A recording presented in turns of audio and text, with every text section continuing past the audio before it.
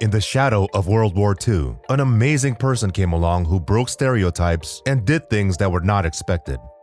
Noor Inayat Khan, an Indian American who belonged to royalty, went on a secret mission as a British spy.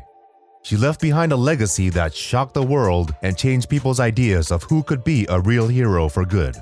Let's find out how she lived this contradictory life, going from royal wealth to secret missions without missing a beat.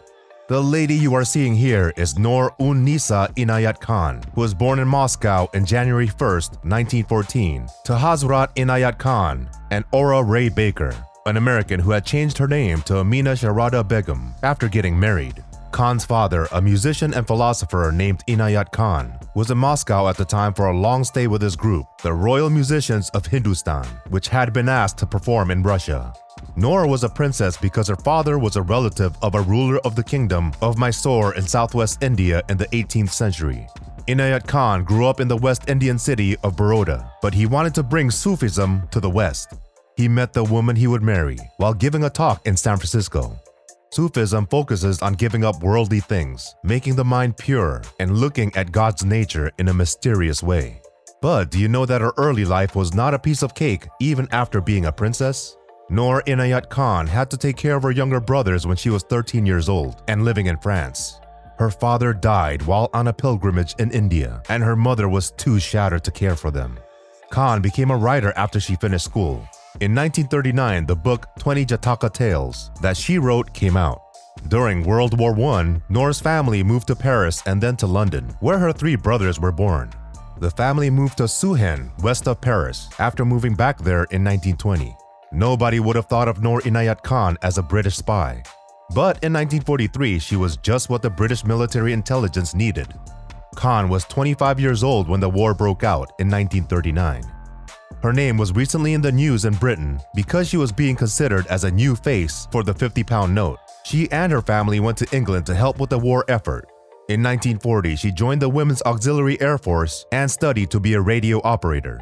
Since she could speak French, she was picked quickly to go to Paris and joined the Special Operations Executive, a secret British group that helped the resistance against the Germans by spying and sabotaging behind enemy lines. Khan worked hard during combat training to get over her fear of weapons and improve her ability to read Morse code, but her intelligence network friends still had doubts. Some thought she was too young and didn't have enough knowledge. They told her that she had carelessly left notes sitting around and that by putting milk in the cups before the tea, she had shown that she was British.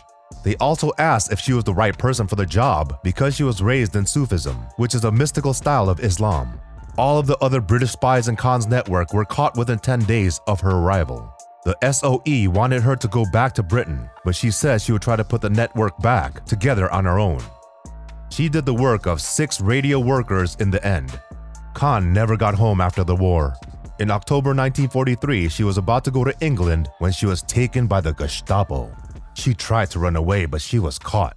She was sent to a German jail in Pforzheim on the edge of the Black Forest, where she was locked up alone, given the smallest amount of food, and beaten.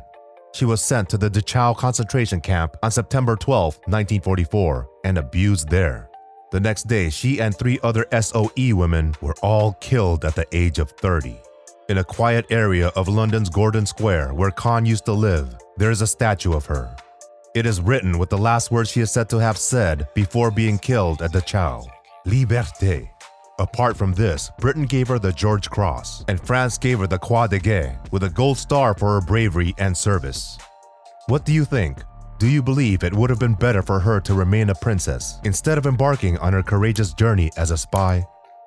Leave a comment.